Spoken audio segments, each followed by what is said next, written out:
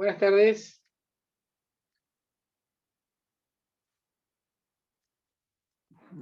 Hola, doctor, buenas tardes. Ahí le pasé la calidad de anfitrión, Perfecto.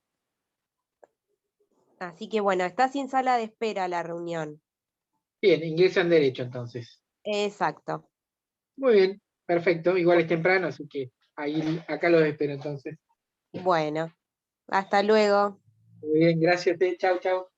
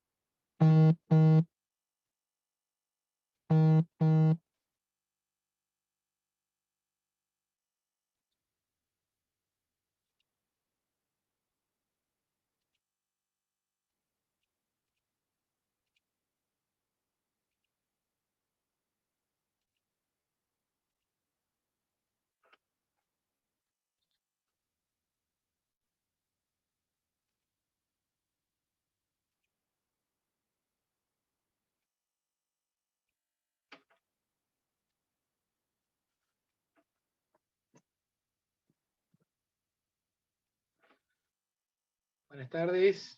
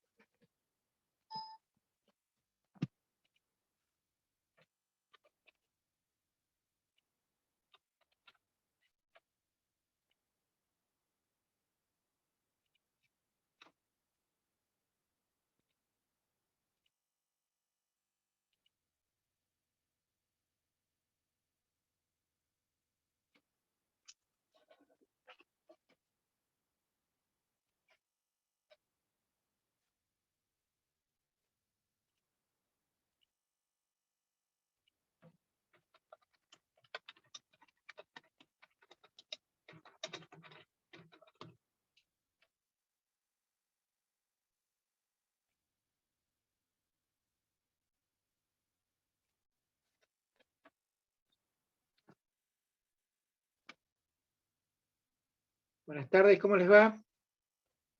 ¿Todo bien?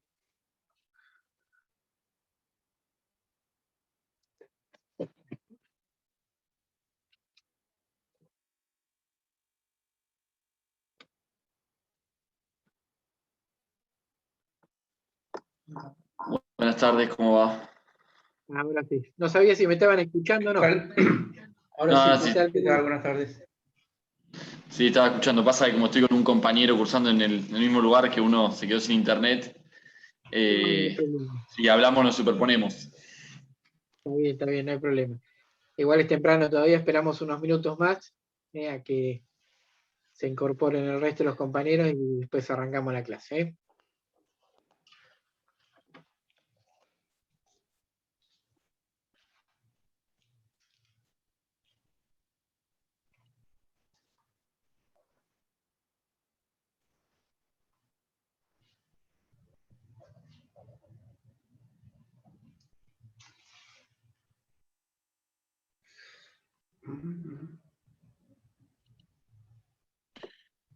¿Puedo hacer una pregunta, doctor, con respecto a la 18?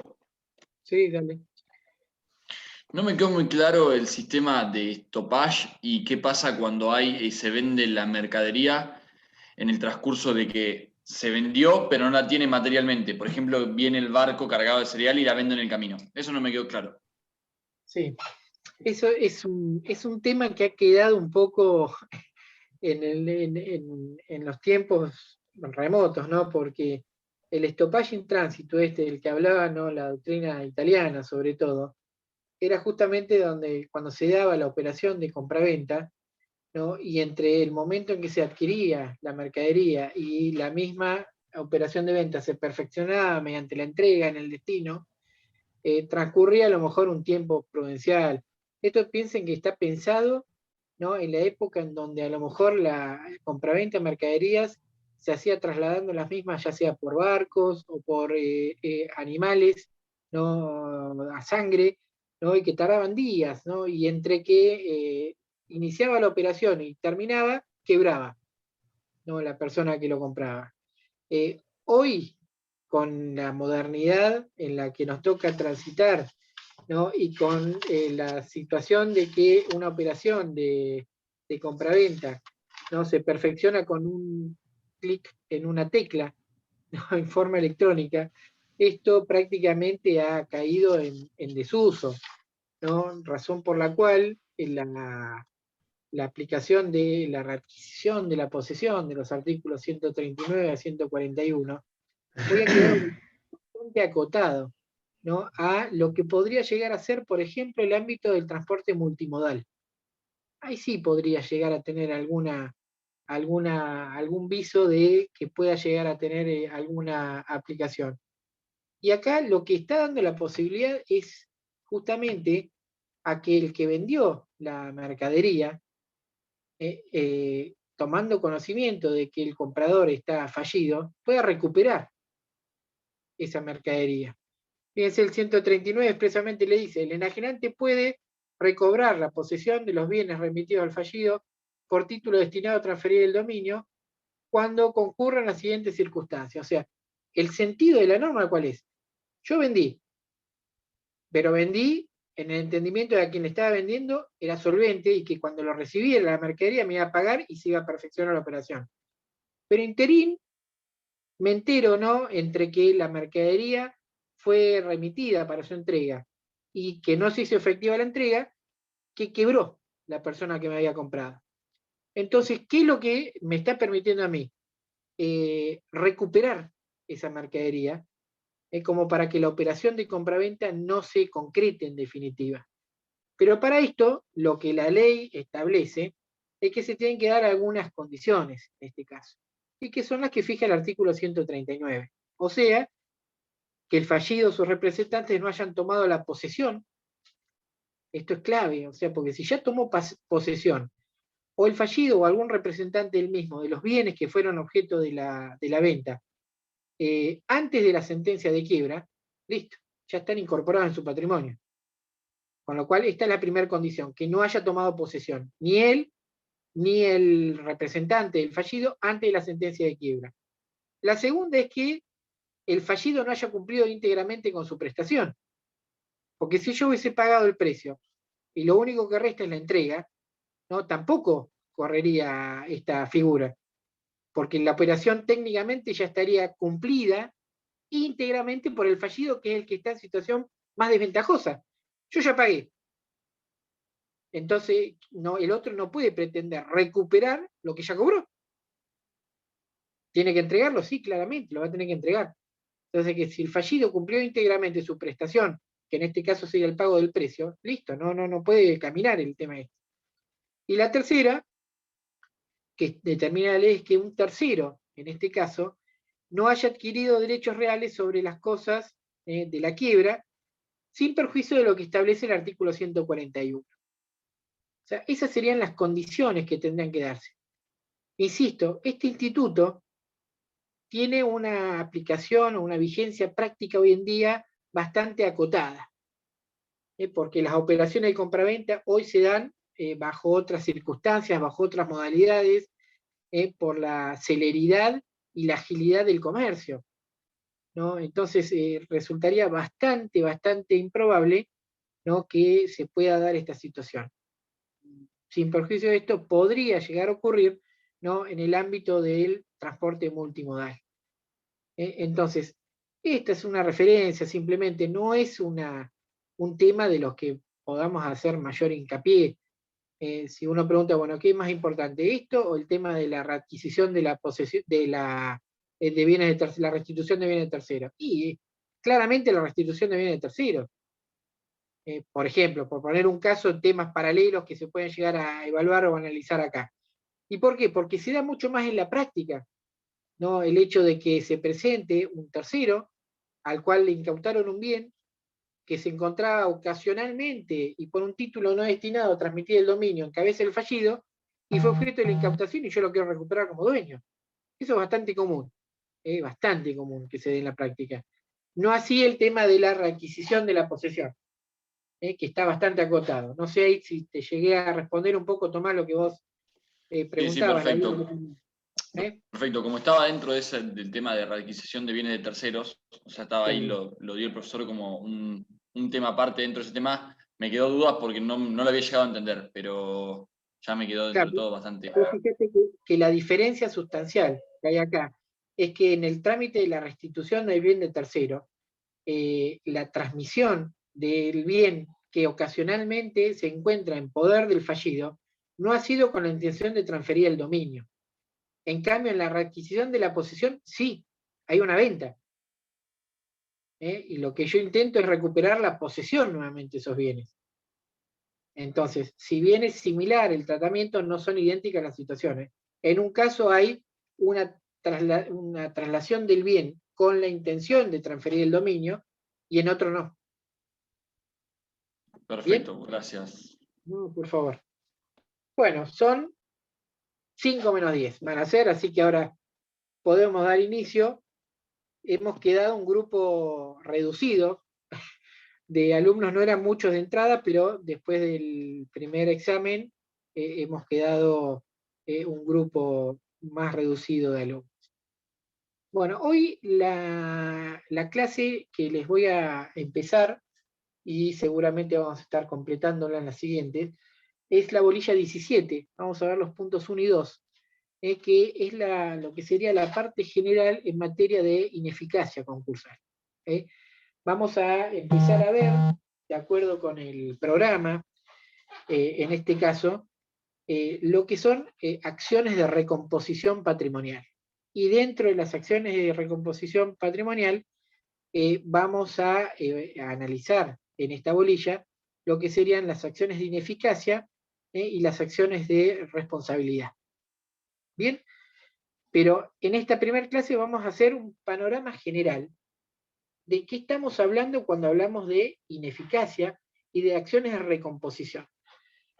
Lo primero que tenemos que decir es que cuando hablamos de acciones recompositorias, ustedes recuerden cuando empezamos con la cursada, y en esta segunda parte, cuando se empezó a hablar de cuáles eran las finalidades específicas que se presentaban frente a una quiebra, una de ellas era justamente que la posibilidad de que se decrete una quiebra podía servir de base o de fundamento para la promoción de acciones de recomposición patrimonial, criticando aquella posición jurisprudencial, principalmente jurisprudencial, no digo doctrinaria porque hay un sector muy minoritario, que se encolumnaba en aquella idea, en aquella postura, de que aquel sujeto que no visualizaba o que no exteriorizaba en principio un patrimonio o un activo, no podía quebrar. O sea, que pensaban con un sentido exclusivamente finalista, en el sentido de pensar que la quiebra tiene por única y exclusiva finalidad la liquidación de los bienes que integran el patrimonio de un deudor.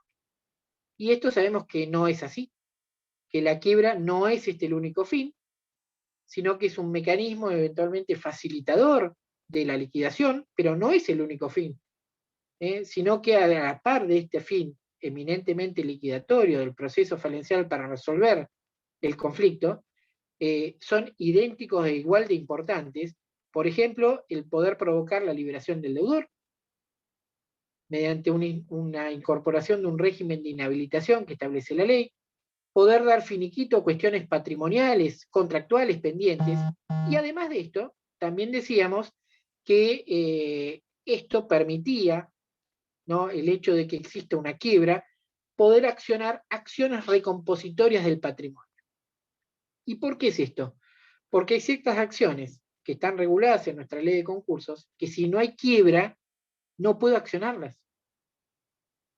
Y son acciones que tienden justamente a recomponer una situación patrimonial que se ha visto de alguna forma, si se quiere, modificada o turbada antes de la declaración de quiebra. Porque esto ocurre muchas veces, ¿no? Llegamos a la quiebra con un deudor que ha realizado una serie de actos o maniobras claramente perjudiciales para sus acreedores, en el entendimiento de que de esta forma el patrimonio iba a estar a salvo o a resguardo, ¿no?, del accionar de los acreedores. Y sabemos que esto no es así, y en muchos casos la ley prevé la posibilidad de acciones de recomposición de este patrimonio. Pero también tenemos que decir que esto no es una potestad exclusiva de la ley concursal. Cuando uno indaga acerca de acciones que tiendan a recomponer el patrimonio de un sujeto, esto no es exclusivo ni excluyente de la legislación concursal. Por ejemplo, en el ámbito del Código Civil y Comercial, y cuando ustedes estudiaron Derecho Civil, habrán estudiado algunas acciones que tienen esta naturaleza recompositoria del patrimonio, que uno puede accionarlo sin la necesidad de que exista una quiebra de un sujeto. Por ejemplo, la acción revocatoria o pauliana, que tiende a ser justamente una acción recompositoria de una situación patrimonial de un sujeto, o la acción de simulación, o la acción oblicua, que son acciones recompositorias de una situación anómala patrimonial, en donde se simuló el acto, en donde no acciono para no incorporar ciertos bienes a mi patrimonio, o directamente en la hipótesis de la revocatoria, en donde pretendo justamente dejar sin efecto un acto que se celebró tratándose de un acreedor anterior, ¿no?, al momento del concilio fraudis, ¿no?, que se celebró entre las partes. Y además de esto encontramos acciones o medidas de naturaleza recompositoria también. Ustedes quizás, algunos hace poco, otros a lo mejor hace un tiempo más atrás, estudiaron en el derecho societario que hay ciertas acciones también que tienden a recomponer una situación patrimonial. Por ejemplo, cuando con el doctor Gulminelli seguramente veían, ¿no?, la teoría del artículo 54, el corrimiento del velo societario y la inoponibilidad de la personalidad jurídica, ¿no?, sumado a la posibilidad de las acciones de responsabilidad societarias, o las acciones de responsabilidad contra directores, administradores, gerentes y demás. ¿Y esto qué son? Y son acciones recompositorias de una situación patrimonial. Nuestra ley de concursos no es ajena a esto y ha contemplado, ¿no?, un abanico de acciones recompositorias del patrimonio que podemos establecerlas en tres grandes grupos. ¿Cuáles serían estos tres grupos que estamos hablando acá?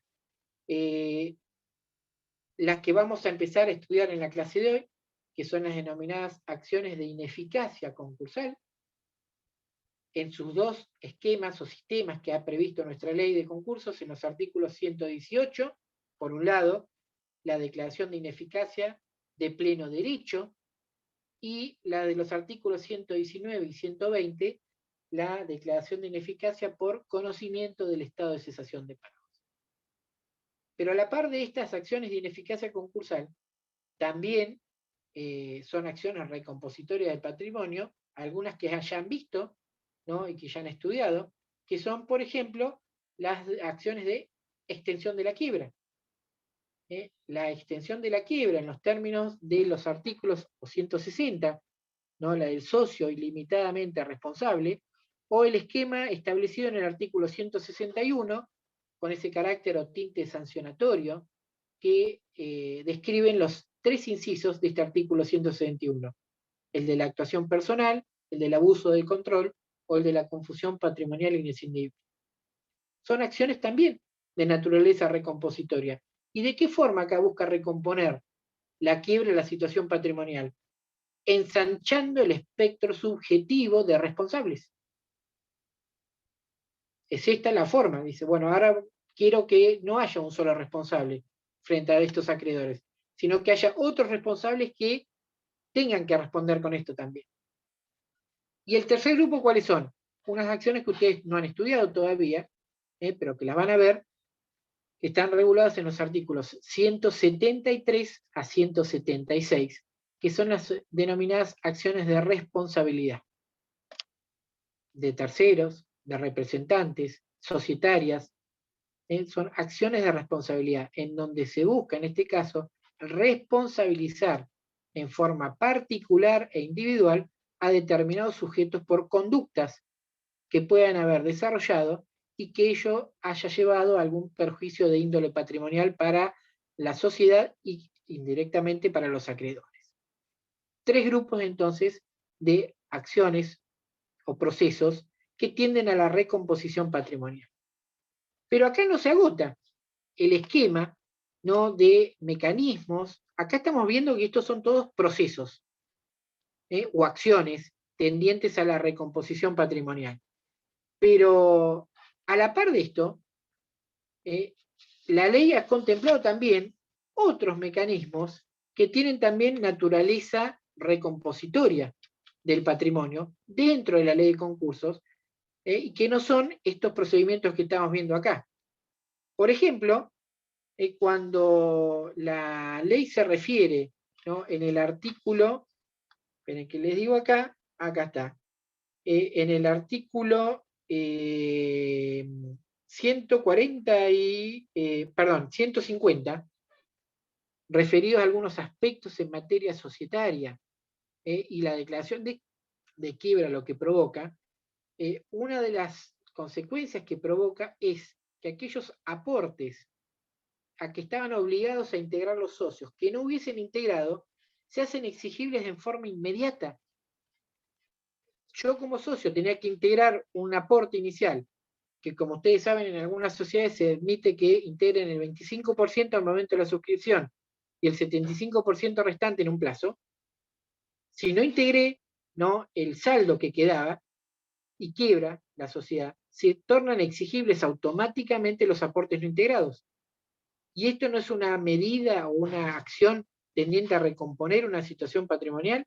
Sí, claro, porque voy a tener que ingresar un dinero que corresponde a la sociedad por aportes que el socio tiene que integrar. Y esto expresamente lo dice el artículo 150. La quiebra de la sociedad hace exigible los aportes no integrados por los socios hasta la concurrencia del interés de los acreedores y de los gastos íntegros del concurso. Tiene un límite, sí. ¿El límite cuál es? El que dice la ley, el interés de los acreedores y los gastos íntegros del concurso. ¿El interés de los acreedores cuál puede llegar a ser? Los montos que se le reconozcan en este proceso. Entonces, el interés de los acreedores y los gastos del concurso es lo que va a fijar el techo. Y generalmente ese techo va a estar muy por encima del importe que tengan que integrar los socios. Con lo cual van a tener que integrar generalmente todo lo que no hayan integrado. Bien, entonces, lo que quiero explicarles con esto es que no solamente la ley de concursos ha establecido un esquema que permita la recomposición patrimonial, sino que hay otros cuerpos legales que han establecido también mecanismos o procedimientos tendientes a esto, sin que exista la necesidad de una declaración de quiebra. Ahora, si hubiese una quiebra, no hay duda de que la quiebra va a servir como puntapié inicial para poder evaluar la posibilidad de promover estos tres grupos de acciones que les mencioné: acciones de ineficacia concursal, acciones de extensión de la quiebra o de responsabilidad, como para recomponer una situación patrimonial que se ha visto, insisto, menoscabada antes de la declaración de quiebra. ¿Por qué? Porque lo que buscamos a toda costa acá es lograr recomponer el patrimonio al estado en que debió haber estado al momento de la declaración de quiebra. Y que esto es justamente lo que ocurre muchas veces, que al momento de la quiebra, ¿qué llega? Un cascarón vacío, porque todas las macanas y las maniobras se realizaron antes. Bien, y esto entonces, ¿qué quiere decir? Que no voy a poder tener patrimonio o recomponer esta situación patrimonial frente al decreto de quiebra que ya se puede haber instalado. No, porque la ley me permite, en algunos casos, y si se dan las condiciones legales y se ejercen los plazos que marca la ley, de promover estas acciones tendientes a recomponer esta situación patrimonial. ¿Bien? Disculpe, doctor, le quiero hacer una consulta. ¿Eso se llama, o yo estoy confundida, desdoblamiento patrimonial, lo que hace el deudor? No, el desdoblamiento patrimonial al que vos podés estar haciendo referencia acá es consecuencia no de esto, sino que es consecuencia del régimen del desapoderamiento, lo que provoca un desdoblamiento en el patrimonio, que nos permite hablar que existe un patrimonio general y un patrimonio específico. ¿Y por qué es esto? Porque el desapoderamiento, y en lo que se refiere a la extensión puntualmente del desapoderamiento que determina el artículo 106, que nos dice, bueno, ¿cuáles son los bienes que van a quedar afectados al desapoderamiento? En principio y por regla general, todos los que tiene el fallido al momento de la sentencia de quiebra y todos los que adquiera con posterioridad hasta que se disponga el fin de su inhabilitación. Ese patrimonio, constituido por los bienes que acabo de decirles desde el punto de vista temporal, es lo que denominamos nosotros que es el patrimonio especial, el patrimonio que va a quedar afectado a este procedimiento falencial y que será objeto no solamente de desapoderamiento, sino también de incautación y de liquidación.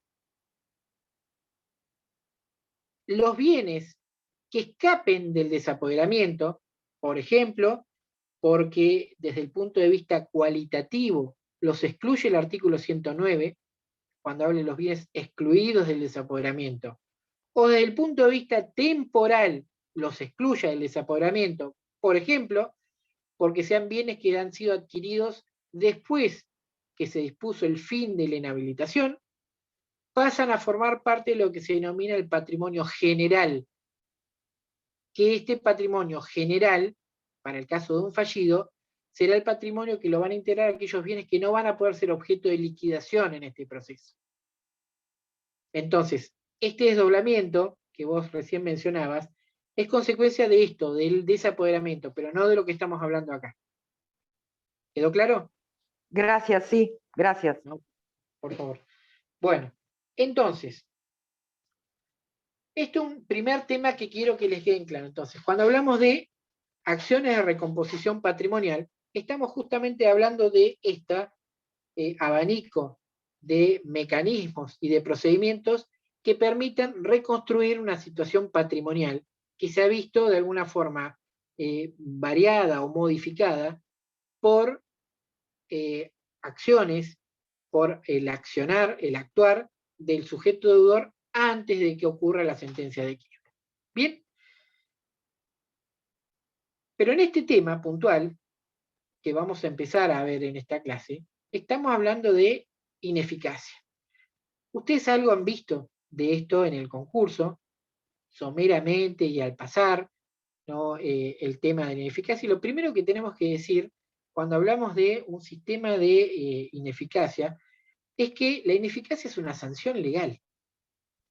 Estamos hablando de un esquema sancionatorio establecido en nuestra ley para justamente castigar ciertas conductas que puedan desplegar las partes en este proceso, ¿no? Y que de esta forma se le aplique una sanción específica y particular por los actos que se celebren.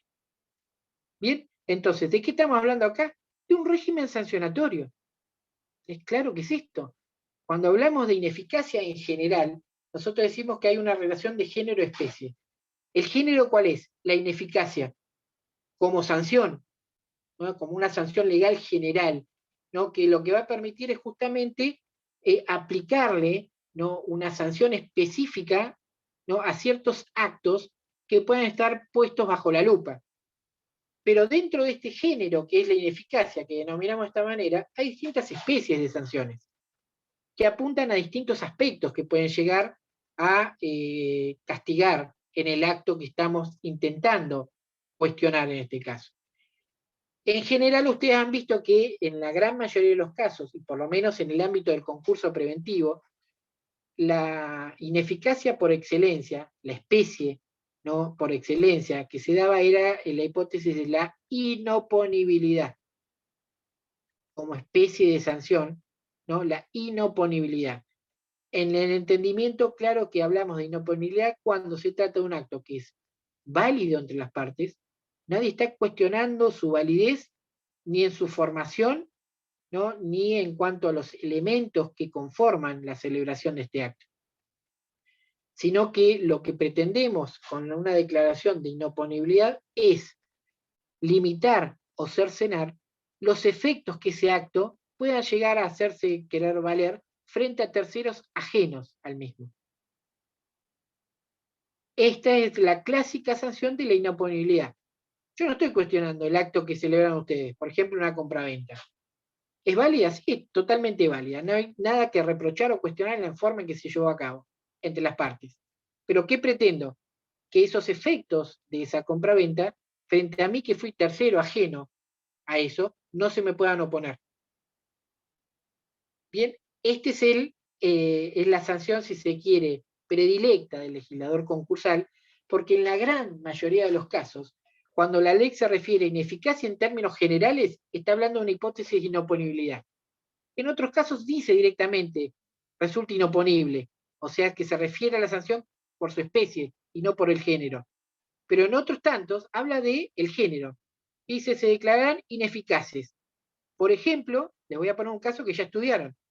Cuando la ley hablaba que se violaban, por ejemplo, los principios, ¿no?, establecidos en los artículos 16 y 25 en cuanto al régimen del desapoderamiento atenuado en el concurso, ¿qué decía el artículo 17? ¿No? Fulminaba, ¿no?, justamente los actos que se celebraban en violación al régimen establecido en los artículos 16 y 25 con la ineficacia. Fíjense que el título les decía actos ineficaces, artículo 17. Los actos cumplidos en violación a lo dispuesto en el artículo 16 son ineficaces de pleno derecho respecto de los acreedores. Y acá la ineficacia, ¿a qué se está refiriendo? ¿A qué es inoponible? ¿A qué es inoponible en este caso? Ahora, ¿solamente ha previsto como especies de sanción la inoponibilidad? No, no. En nuestra ley de concursos ha previsto otras especies de sanciones, como por ejemplo las nulidades. Y cuando hablamos de nulidades, ¿qué estamos hablando? ¿Del régimen de nulidades de los códigos de fondo? Sí, por supuesto. Hoy de Código Civil y Comercial. Antes del 2016 hablamos del régimen del Código Civil. Y tenemos este tipo de nulidades en la ley que no son o que no se traducen en una hipótesis de inoponibilidad. Sí, por supuesto. No son tantas, pero las hay. Y algunas de ellas ustedes ya las han estudiado. Por ejemplo, les voy a poner un solo caso, hay más, hay muchísimos, ¿no? Pero les pongo un caso para que ustedes lo puedan ver claramente. ¿Se acuerdan ustedes cuando se hablaba de los efectos del acuerdo homologado en el artículo 56, que decía justamente el de la aplicación a todos los acreedores, ¿no?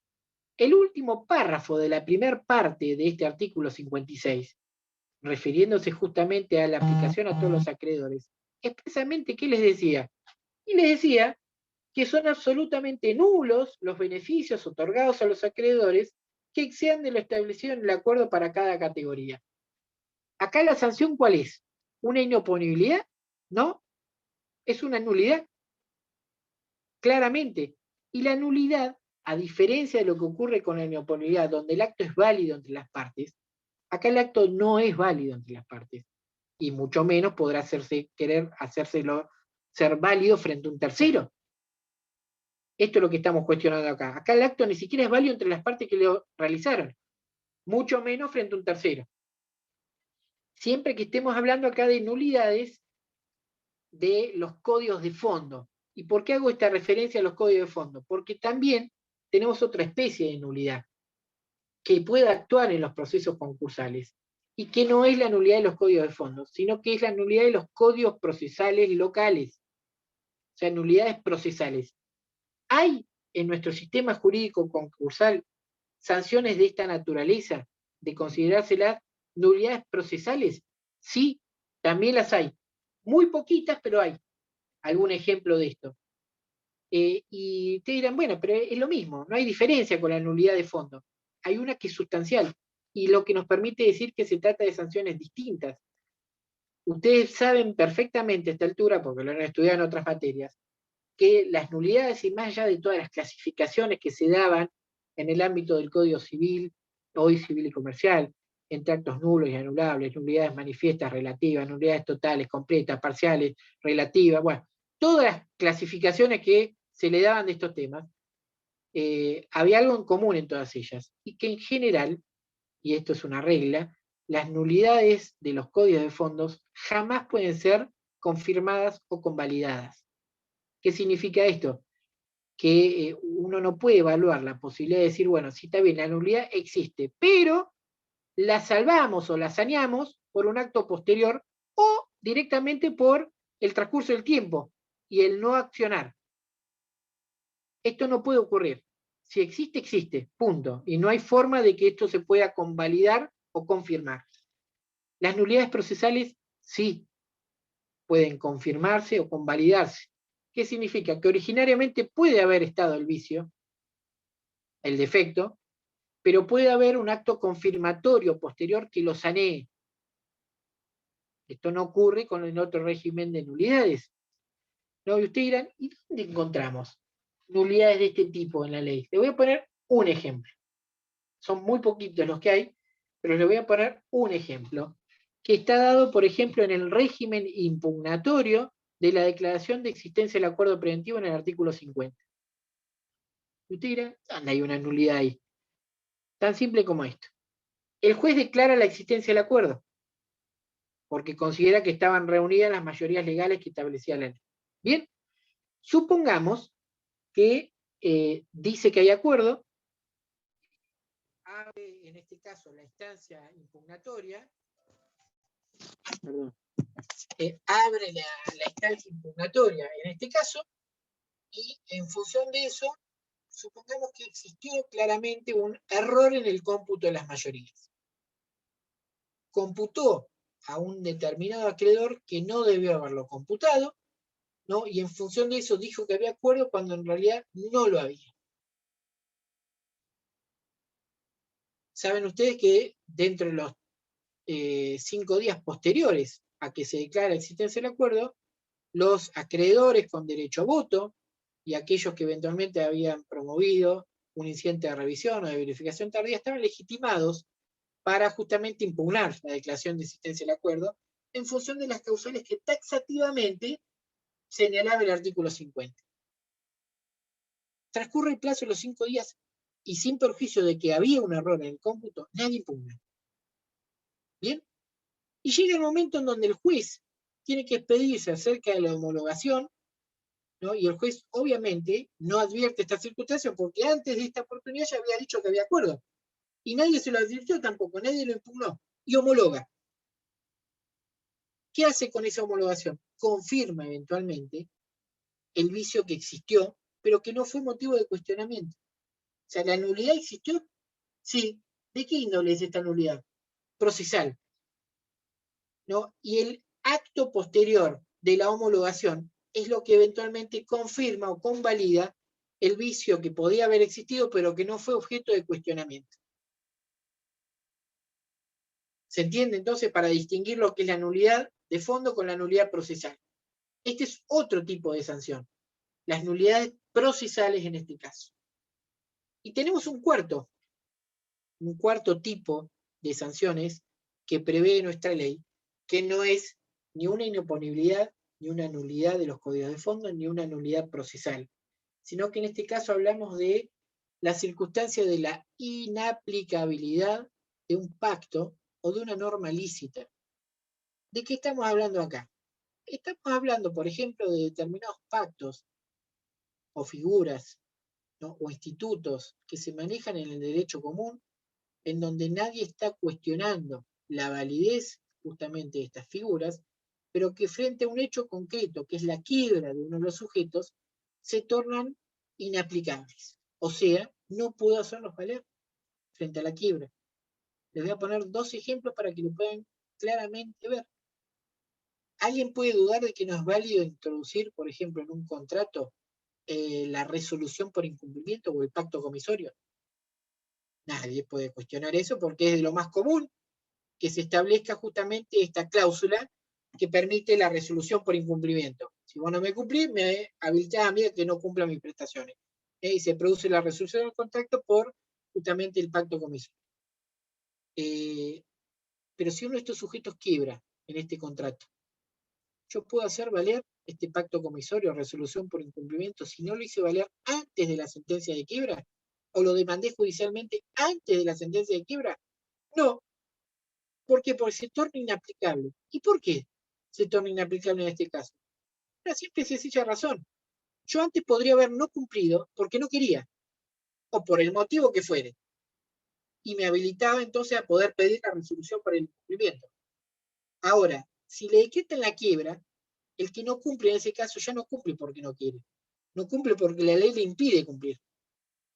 Entonces yo no puedo hacerme valer de la imposibilidad que la ley le establece de no poder cumplir ese contrato para hacer valer la resolución de ese contrato, por ejemplo. Ya no es que no cumple porque no quiere, no cumple porque la ley le impide cumplir. Por eso es que claramente la ley dice, en este caso, que se torna, ¿no?, inaplicable la resolución por incumplimiento en este supuesto particular. Y tenemos otro caso más que podemos mencionar. Por ejemplo, ustedes saben que un derecho muy válido y que nadie puede cuestionar es el denominado derecho de retención. ¿Y qué consistía el derecho de retención? Consiste precisamente en aquella potestad que le da a una de las partes de un contrato a retener la cosa que puede haber sido objeto de alguna prestación, ¿no?, de alguna locación, de un servicio, de una obra, hasta tanto, por ejemplo, le sea pagado el precio. Llevé el auto al mecánico, el mecánico me lo arregló. Al momento me dice, bueno, ¿cuánto es el arreglo? 50.000 pesos. No, estás loco vos, pero ¿cómo 50.000 pesos? Vos me dijiste que eran 2 pesos lo que sale el arreglo. No te lo voy a pagar. Bueno, está bien, no me lo pagues, pero yo no te devuelvo el auto. ¿Por qué? Y porque ejerce válidamente el derecho de retención. Si no le paga por el trabajo que se le encomendó, no le da el bien que ha sido objeto del contrato. Muy bien. ¿Yo puedo hacer valer el derecho de retención frente a una quiebra en este caso? No. ¿Y por qué no? Porque el artículo 131 en forma expresa, ¿no?, me veda esta posibilidad con el mismo fundamento o argumento que les acabo de explicar recién. Yo podía retener válidamente si estaba en la situación de normalidad, o sea que ninguno de ellos estaba en quiebra. Ahora, yo puedo válidamente oponerme o resistirme a la entrega del bien cuando quien viene a requerírmelo es el síndico, con motivo de la incautación que tiene que hacer de los bienes. No, por supuesto que no. ¿Y qué le puede llegar a decir? Bueno, pero no me pagó. Bueno, está bien, no le pagó. ¿Sabe qué tiene que hacer usted? Ir a verificar a la quiebra. Porque ese es el mecanismo que usted tiene, pero no puede seguir ejerciendo válidamente el derecho de retención frente a la hipótesis de quiebra.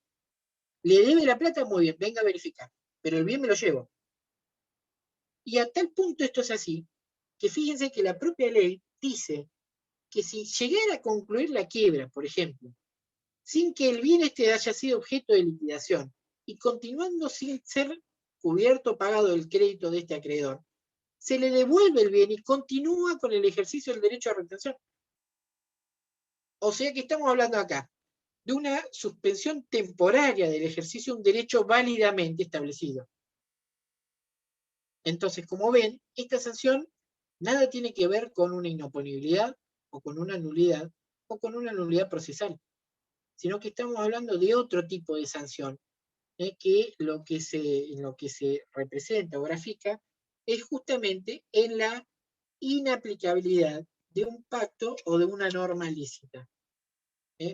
Tenemos varios ejemplos más, como por ejemplo podría ser la cláusula compromisoria, ¿no? O sea, la posibilidad de poner o someter a árbitros o arbitradores un determinado litigio.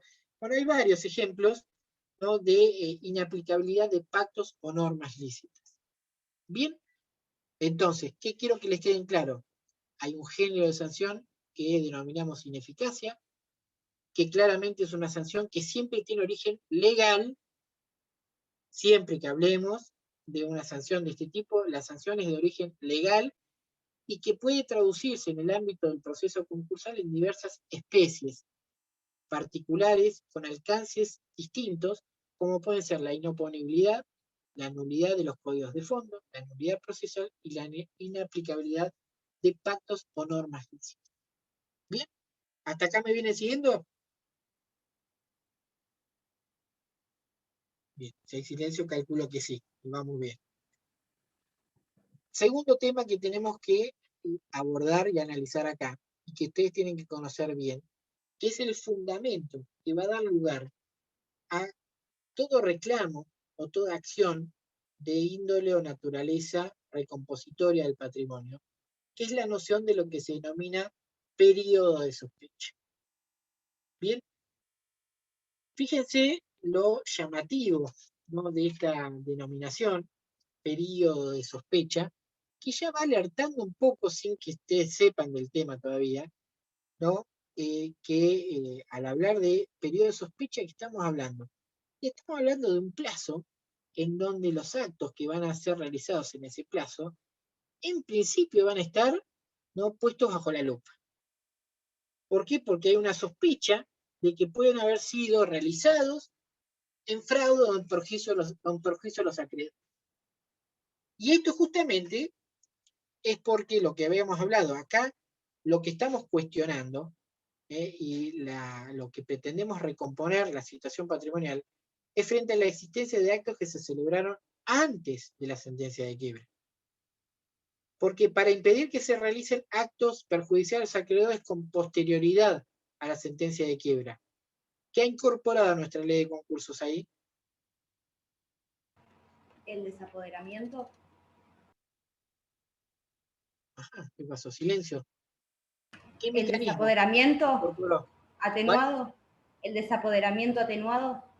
No, el desapoderamiento pleno. Está bien, el desapoderamiento. Porque si yo no quiero que el fallido, que es el titular de los bienes, realice acto en perjuicio a los acreedores, ¿de qué lo privo? De la administración y la disposición. Listo. O sea que hacia el futuro quedó cubierto mediante la incorporación del desapoderamiento. Pero el tema que estamos viendo no es esto, no es hacia el futuro, de la sentencia de quiebra hacia el futuro. Sino estamos hablando de la sentencia de quiebra hacia atrás. Lo que hizo antes, las macanas que antes pudo haber realizado. Es lo que estamos acá justamente cuestionando. Y para esto entonces tenemos que tener en claro lo que es la noción del denominado periodo de sospecha. Que llamativamente nuestra ley de concursos lo define en forma expresa. Si bien el orden metodológico de nuestra ley deja mucho que desear, esto ustedes van a ver que lo tienen regulado en los artículos 115 a 117, el orden es pésimo, lamentable, porque lo primero que tendría que haber establecido la ley es el concepto. Y cuando uno lo busca, se va a encontrar con la sorpresa de que en realidad el concepto del periodo de sospecha está en el segundo apartado del artículo 116. Y el artículo 115, ¿de qué nos habla? de los efectos que produce la fijación de la fecha inicial de la celebración de pago. O sea, esto es después. Lo primero que tenemos que saber qué es el periodo de sospecha. Y lo define, y no solo lo define, sino que lo define en forma total y absolutamente simple. Muy simple para ser un poco más contundente esto. ¿Y cómo podemos definir el periodo de sospecha? Es un plazo que va a estar abarcado entre dos fechas. Una la conocemos de antemano, y que es la que necesitamos como puntapié inicial, que es la sentencia de quiebra. Y la que nos falta, ¿cuál es? La fecha anterior, que va a tener que establecerse, que es la denominada fecha inicial del estado de cesación de pago. O sea, el periodo de sospecha es el plazo que queda comprendido entre la sentencia de quiebra y la fecha inicial de la cesación de pago. Esta es la definición del periodo de sospecha siempre que estemos hablando de una quiebra directa. ¿Estamos de acuerdo con esto? Siempre que estemos hablando de una quiebra directa, el periodo de sospecha queda comprendido o definido de esta manera, entre la fecha de la sentencia de quiebra y la fecha inicial de la cesación de pago. ¿Por qué hago esta distinción? Porque tratándose de una quiebra indirecta, el periodo de sospecha no queda comprendido de esta manera, sino que va a ser entre dos fechas también. ¿Pero cuáles van a ser esas fechas? Entre la fecha de presentación del concurso preventivo y la fecha inicial de la cesación de pagos. ¿Y esto por qué es? Porque ustedes piensen mal, piensen como malas personas, ¿no? Si uno quisiera justamente escapar a la posibilidad de que puedan ser sometidos a la lupa ciertos actos que yo sé que han sido perjudiciales para los acreedores y que podrían ser objeto de una declaración de ineficacia, la maniobra sería perfecta en hacer que me presento un concurso preventivo, aunque sé que va a terminar en una quiebra, lo estiro lo más que puedo hasta que me quede en la quiebra, y si yo tomo en cuenta desde la sentencia de quiebra 2 años hacia atrás, que después vamos a ver lo que es el plazo de retracción, probablemente los actos que yo quiero que escapen van a escapar si lo tomo desde ese momento, porque van a ser actos los que se van a poner a consideración celebrados durante el trámite del concurso. Pero esto no ocurre así, porque justamente la ley dice que si es una quiebra indirecta, el plazo es desde la presentación del concurso a la fecha inicial de la cesación de pago. ¿Bien? Hay un plazo en la definición que yo les dije. ¿Determiné o les hablé en algún momento de algún plazo? No. ¿Y por qué? Porque el periodo de sospecha no tiene un plazo legal fijo, establecido. Nuestro sistema jurídico ha adoptado un sistema para la fijación de la fecha inicial de la cesación de pago que se llama el sistema de determinación judicial, porque es el juez, en definitiva, quien fija la fecha inicial de la cesación de pagos, sin límite de retroacción. O sea que para ir hacia atrás en el tiempo, ¿existe algún límite en cuanto a la retroacción para establecer el plazo del periodo de sospecha? No. Entonces, ¿qué significa esto? ¿Que el periodo de sospecha puede quedar comprendido en un plazo de 10 años? Sí, correcto. Puede ser.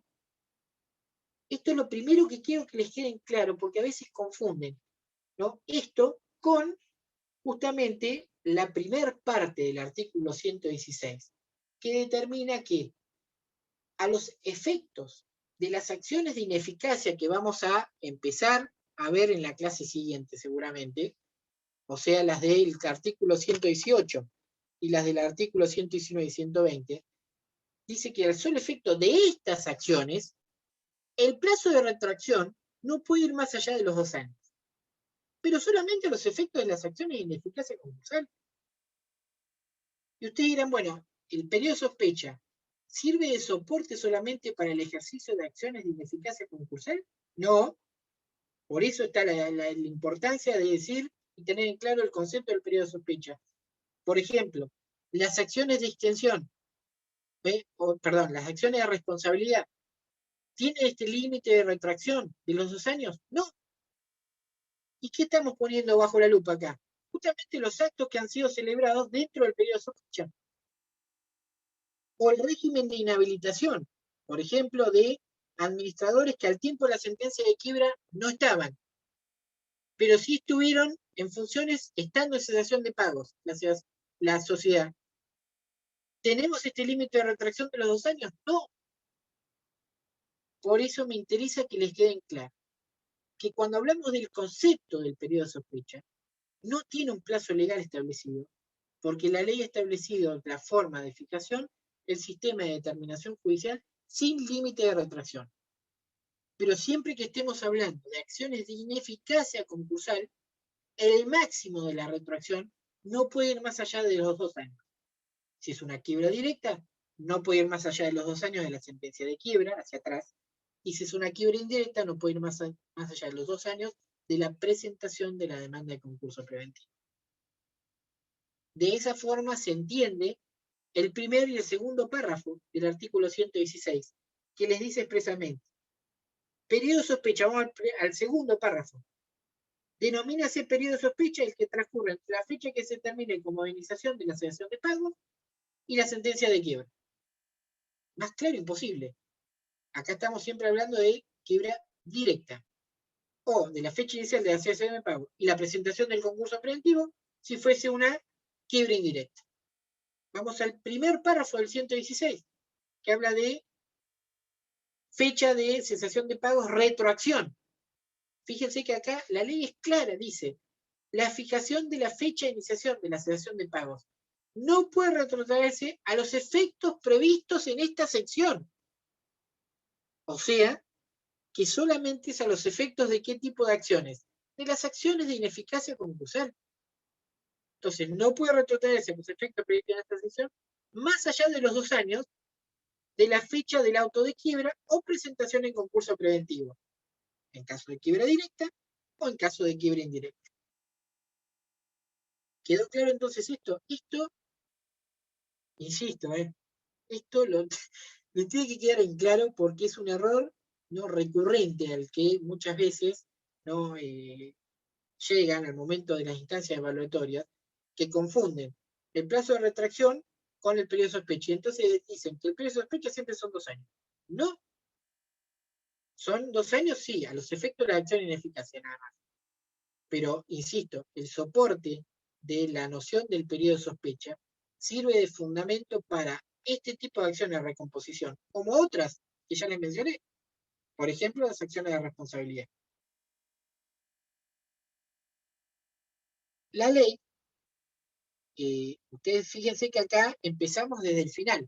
O sea, conocemos la fecha de finalización del periodo de sospecha y tenemos que establecer la fecha inicial del periodo de sospecha, que va a ser justamente la fecha inicial del estado de cesación de pago.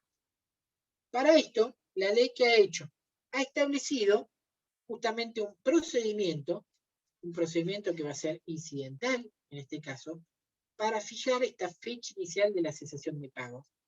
Para lo cual lo que primero tenemos que decir es que en el expediente van a surgir algunos elementos o algunas constancias que nos permitan justamente establecer o empezar a evaluar algunas circunstancias que nos permitan o que le permitan al juez, en definitiva, fijar esta fecha inicial.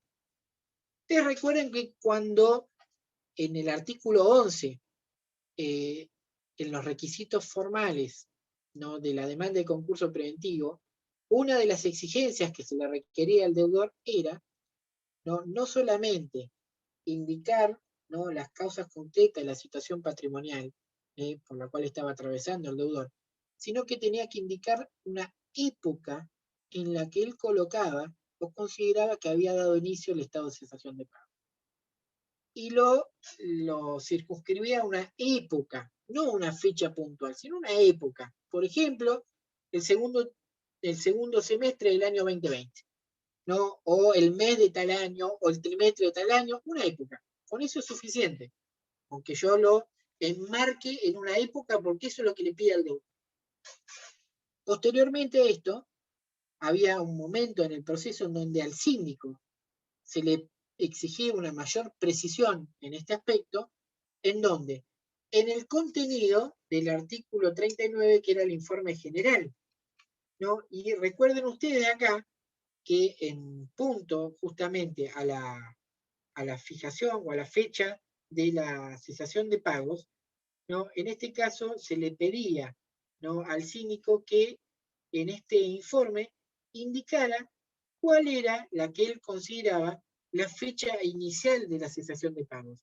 En el inciso sexto decía, la expresión de la época en que se produjo la cesación de pagos, hechos y circunstancias que fundamentan el dictamen.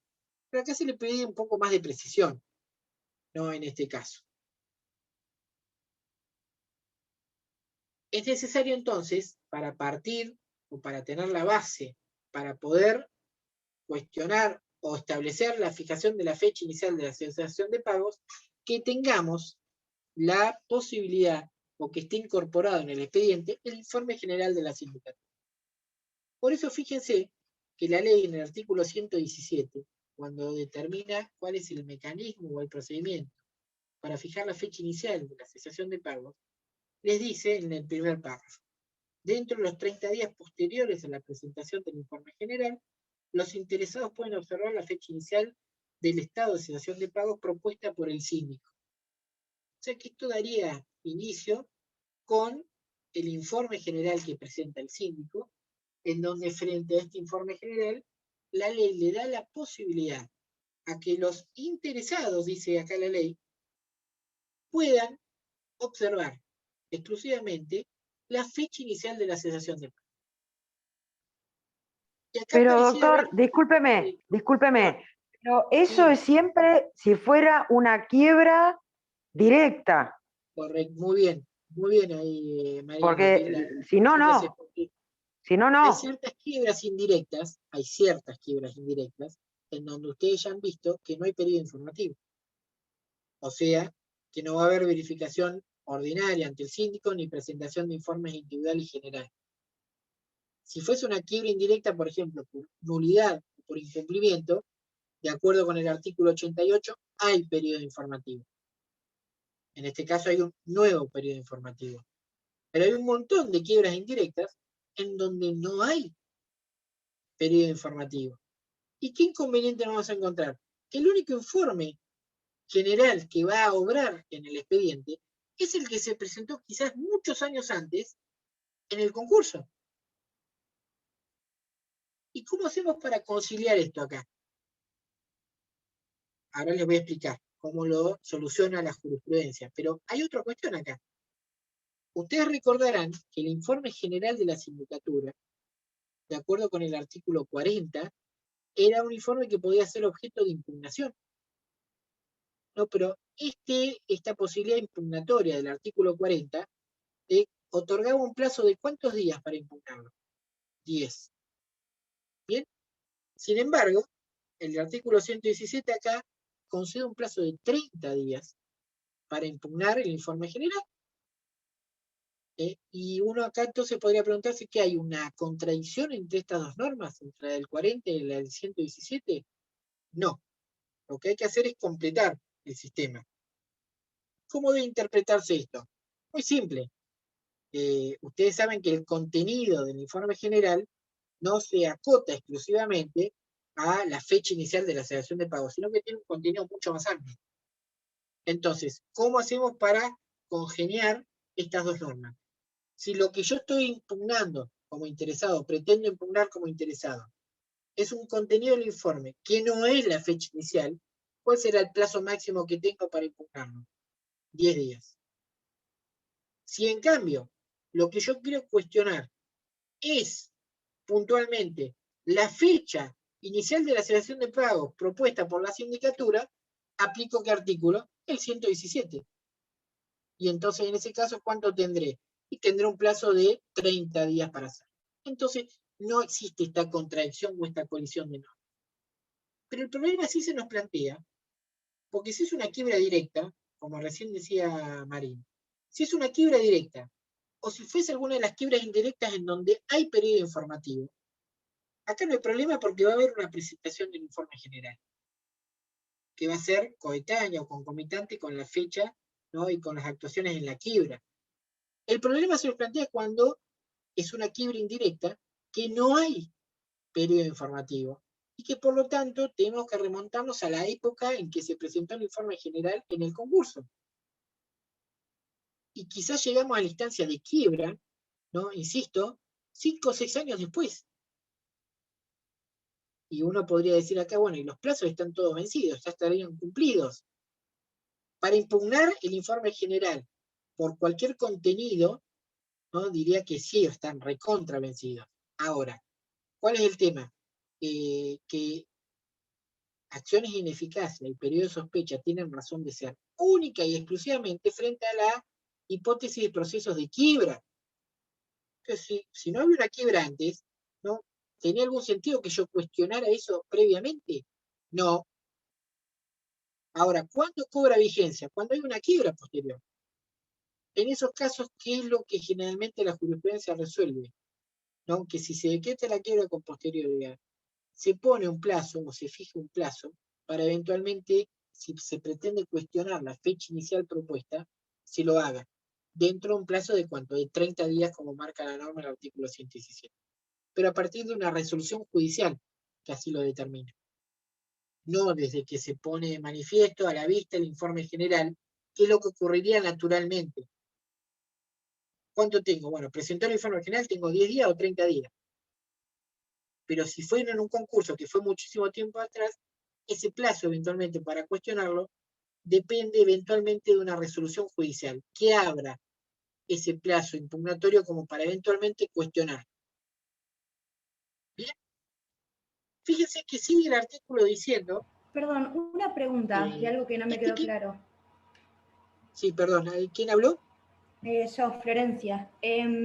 Este plazo de 30 días que se desprende de una resolución judicial, ¿la dicta el juez de oficio? ¿La pide un acreedor? Digamos, ¿cómo se sabe cuál es el momento para dictar esta resolución? Sí, mirá, te respondo, no está resuelto esto, lo puede hacer el juez de oficio claramente, lo puede hacer a requerimiento del síndico o lo podría hacer a requerimiento de un acreedor. En cualquiera de las 3 circunstancias se puede llegar a hacer. Como no es algo que está resuelto expresamente, cualquiera de las opciones es válida. Pero hay que dejarlo planteado de alguna forma como para que se abra eventualmente esta instancia. ¿Bien? ¿Y es por vía incidental? Bueno, ahí quería llegar. Sí, esto tramita un incidente. ¿Qué tipo de incidente en este caso? No es un incidente genérico, no es un incidente del 280, sino que es un incidente específico.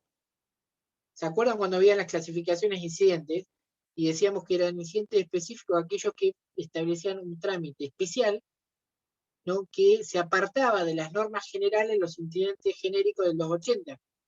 Y justamente cuando uno lee el artículo 117 se va a encontrar de que hay un trámite especial establecido.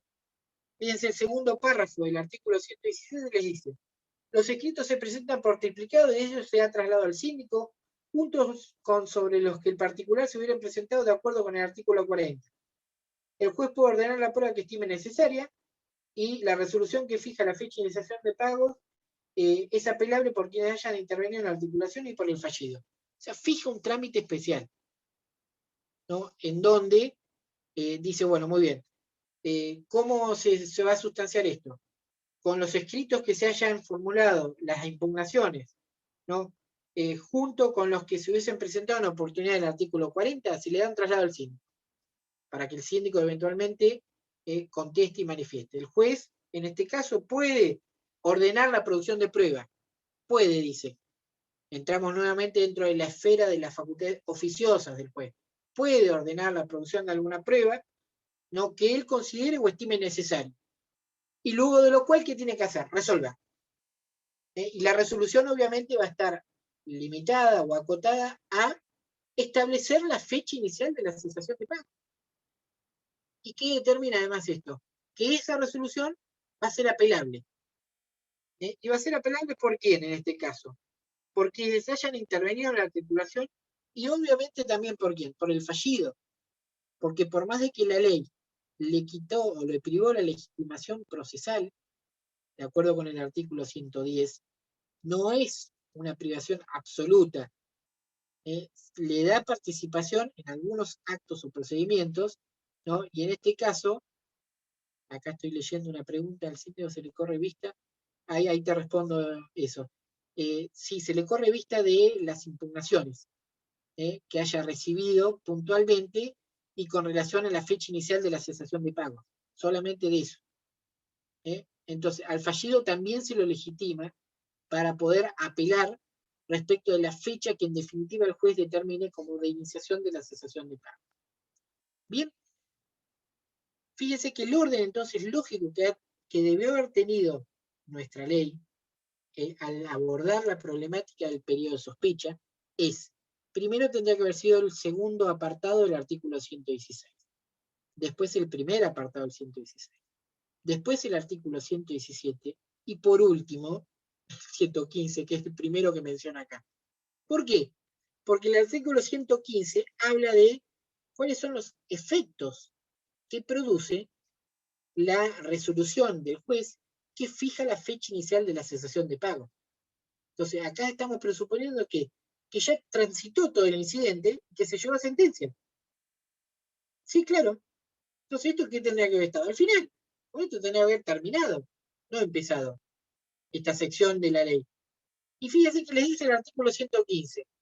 La fecha que se determina por resolución firme, o sea que estamos hablando de la sentencia firme ya, en este caso, del trámite incidental, como de iniciación de la cesación de pagos, hace cosa juzgada, dice la ley, respecto del fallido, de los acreedores y de los terceros que intervinieron en el trámite para su determinación, y es presunción que admite prueba contraria respecto a los terceros que no intervinieron.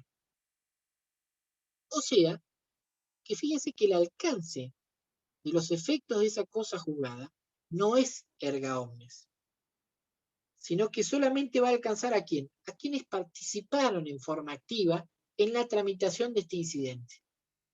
Entiéndase por tales, acreedores que participaron, terceros interesados que hayan participado y fallido. Pero puede haber terceros interesados que no hayan participado en el trámite y que ellos puedan argumentar que a sus efectos o a su criterio, y por supuesto tendrán que argumentarlo y fundamentarlo, la fecha que se fijó en ese incidente no los alcanza y ellos pueden entonces cuestionarle y decir que sea otra respecto de ellos la fecha que se determine como de iniciación de la cesación de pago. Porque claramente la ley dice que es una presunción respecto de ellos que admite prueba en contrario. O sea, es una presunción de qué tipo? Iuris tantum. Admite una prueba en contrario. Y si él logra demostrar que respecto de él sean circunstancias especiales que no lo habilitan a que los alcance esa fecha inicial que se estipuló respecto de los otros sujetos que participaron de este proceso, podría ser que respecto de él la fecha inicial de la cesación de pago sea otra distinta. ¿Con esto qué quiere decir? ¿Puede haber más de una fecha inicial de la cesación de pago? Sí. En general esto no ocurre, pero puede haberlo. Y puede haber entonces una fecha distinta respecto de quiénes, justamente de aquellos terceros que no intervinieron en el procedimiento del trámite específico de la fijación de la fecha inicial de la cesación de pagos y logren demostrar que para ellos la fecha inicial no es esa, tendrá que ser otra. Por supuesto lo tienen que demostrar. Por último, fíjense que les dice, cuando la quiebra se declare por alguna de las causales del artículo 77, inciso primero, o sea que estamos hablando de supuestos de quiebra indirecta, o estando pendiente el cumplimiento de un acuerdo preventivo, la fecha a determinar es la que corresponde a la iniciación de la cesación de pagos anterior a la presentación indicada en el artículo 11. Esto es lo que yo les expliqué al comienzo. Si es una quiebra indirecta, ¿no? El periodo de sospecha queda comprendido entre la fecha inicial de la cesación de pagos y la fecha de presentación de la demanda de concurso preventivo. Y a los efectos de las acciones de ineficacia, la retracción no puede ir más allá de los 2 años contados hacia atrás de la presentación de la demanda de concurso preventivo. ¿Bien? Entonces, esto es lo que me interesa que en esta clase les quede claro. No confundir periodo de sospecha en cuanto al plazo y la fijación y determinación con plazo de retroacción máximo a los efectos de las acciones de ineficacia. en este caso son 2 años, en este último que les mencioné, el otro no tiene plazo legal. El otro no tiene un plazo legal, sino que va a quedar comprendido en cada caso particular en función de estas 2 fechas que se tengan que establecer. Una que conocemos de antemano, que es la sentencia de quiebra, si es directa, o la fecha de presentación del concurso, si trata de una quiebra indirecta, y la que vamos a tener que establecer mediante un incidente específico, que es la de la fecha inicial del estado de cesación de pago. Y ahí entonces queda comprendido el denominado periodo de sospecha. Una última cosa. Los actos que yo puedo poner bajo la lupa, y tratándose puntualmente de acciones ineficaces, de acciones de ineficacia concursal, que vamos a seguir viendo seguramente en las próximas clases, para que yo pueda juzgar, que puedo evaluar la posibilidad de plantear la ineficacia de un acto, tienen que cumplirse ciertas condiciones de índole procesal. ¿Y cuáles serían ellas? Primero, que haya quiebra. Siempre que hablen de periodo de sospecha o de acciones de ineficacia, nunca pueden dudar, decir, bueno, ¿frente a qué proceso estamos? Frente a una quiebra. No hay en el concurso preventivo acciones de ineficacia. ¿O las estudiamos acaso para el concurso? No. ¿Y por qué no las estudiamos? Porque no hay. Solamente tienen su razón de ser y actuar ante una quiebra. O sea, lo primero que tiene que haber es una quiebra. Lo segundo que tiene que haber, ¿qué es? Tiene que establecerse la fecha inicial de la cesación de pago. Porque si yo no tengo esta fecha, no me permite decir o hablar de la noción de periodo de sospecha. Tienen que estar estas 2 fechas primero. La de la sentencia de quiebra y la fecha inicial de la cesación de pago. Tercero, que el acto que yo estoy pretendiendo cuestionar eventualmente se tiene que haber celebrado dentro del periodo de sospecha. Pues si está fuera, ¿puedo someterlo a consideración o cuestionarlo? No puedo. Tiene que estar dentro del periodo de sospecha. Cuarto, no alcanza solamente con que esté dentro del periodo de sospecha, sino que siempre que hablemos de acciones de ineficacia, tengo que considerar que ese acto no escape al plazo máximo de retroacción de los 2 años. Porque si el periodo de sospecha quedó comprendido en un plazo de 5 años, por ejemplo, yo podría cuestionar con ineficacia un acto que se celebró 4 años antes de la sentencia de quiebra. No, si bien está dentro del periodo de sospecha, escapa al plazo máximo de retracción de los 2 años. Entonces, no alcanza solamente con que esté dentro del periodo de sospecha, sino que también esté dentro del plazo máximo de retracción de los 2 años. Y por último, que ese acto que se pretende cuestionar sea un acto que se considere perjudicial para los acreedores. En un caso, no requiero de ninguna prueba, porque genera una presunción que es iure de iure, no admite prueba en contrario, que es si se trata de cuestionar algún acto de los mencionados en el artículo 118. En el otro caso, los de 119 y 120, como es una presunción iuris tantum la que se genera, sí tendré que demostrarlo y va a ser objeto de un proceso en donde tendré que demostrar justamente las circunstancias que la ley determina. ¿Bien? ¿Quedó claro esto? Bueno, Doctor, la última sí. pregunta que le hago. ¿El periodo de sospecha siempre va a existir si hay actos perjudiciales para acreedores? Si no, No, ¿o sí existe? existe igual. Por eso le decía que Ah, la noción del periodo de sospecha no sirve solamente de soporte legal para las acciones de ineficacia nada más. Para intentar, por ejemplo, una acción de responsabilidad, ustedes no estudiaron todavía, pero lo van a ver, encuentran también fundamento en la noción del periodo de sospecha. Si yo quiero responsabilizar, por ejemplo, a un ex administrador, ¿lo puedo hacer? Sí, lo puedo hacer. ¿Dentro del periodo de sospecha tiene que haberse celebrado esos actos que yo pretendo imputarle alguna responsabilidad? Sí, más aún.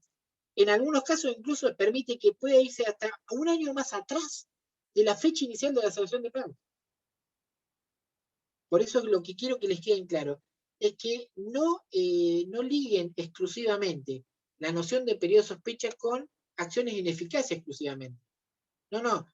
La noción del concepto del periodo de sospecha sirve de soporte o fundamento para todas las acciones de recomposición patrimonial.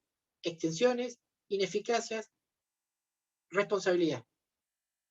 e incluso algunos otros institutos como régimen de inhabilitación. Por eso no se limita o condiciona exclusivamente a las acciones ineficaces. Por más de que esté explicado, ¿no?, en esta sección, ¿no?, cuando se refiere a las acciones de ineficacia concursal exclusivamente. Pero no es que quede limitado a esto. No, la noción de periodo de sospecha es abarcativa de todas estas acciones de recomposición patrimonial. ¿Quedó claro? Sí, gracias, doctor. No, por favor. ¿Alguna otra pregunta, chicos? ¿Alguna duda? Profesor, mañana tenemos cambiario, porque en el cronograma Sí, no correcto. aparece. Aparece A que ver, tenemos una un clase. momentito que ya les digo, que tengo la computadora acá abierta, y les digo, pues, de acuerdo al cronograma, a ver si efectivamente esto es así. Un segundito, ya les digo. Dice bolilla 16.3 mañana, de quiebras. Espérenme. Bolilla. Mañana es 20, 20. perdón. No, es verdad, no tienen. Ustedes limítense al cómo está en el cronograma. Si no hay, es porque no tienen clase. Mañana de cambiario.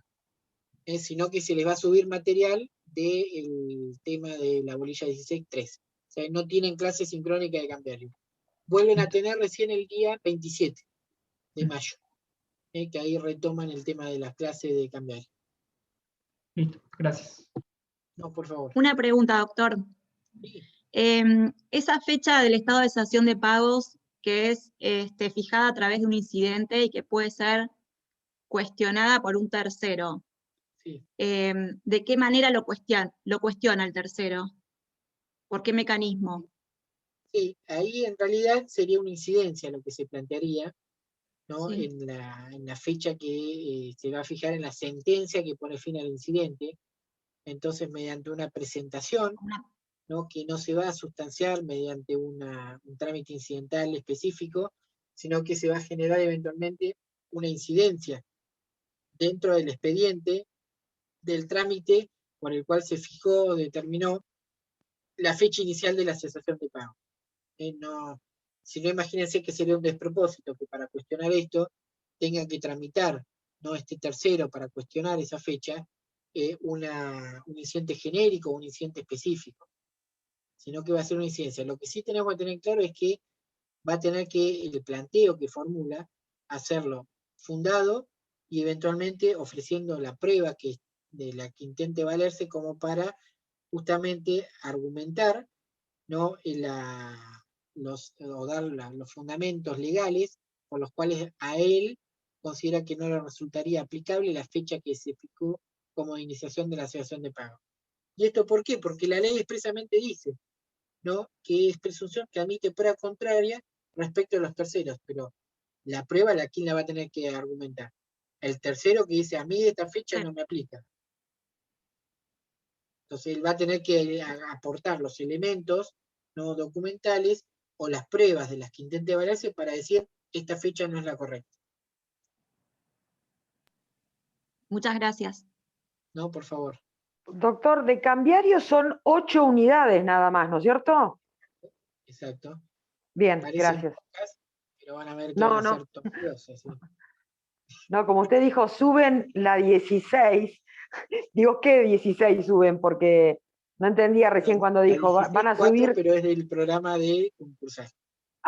Que era lo que El de faltaba, cambiario, claro. por eso, no tienen de cambiario, es una clase, ¿no?, de concursal. Está bien, me asusté, discúlpeme. No, está bien, no.